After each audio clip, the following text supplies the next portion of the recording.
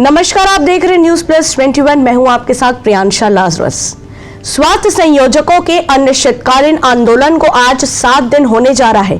ग्रामीण क्षेत्रों में स्वास्थ्य सेवाओं के बुरे हाल हैं। इसके बावजूद भी स्वास्थ्य संयोजकों के हड़ताल पर अब तक कोई निष्कर्ष नहीं निकल पाया है।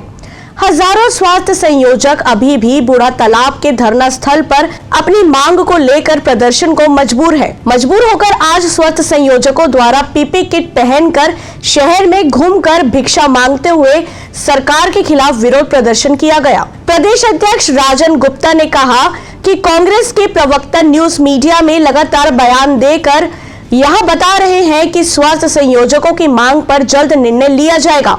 स्वास्थ्य कर्मियों के कर्जदार है, जल्द सरकार इनकी मांगों के लिए निर्णय लेगी, किंतु धरातल पर अब तो कुछ भी दिखता नहीं नजर आ रहा है। ऐसे ही तमाम जानकारियों से लगातार अपडेट रहने के लिए हमारे चैनल को लाइक और सब्सक्राइब करना ना भूलें। नोटिफिकेशन के लिए बेल आइकन जरूर दबाएं। देखते रहिए न्यूज प्लस 21, आपके हक की बात।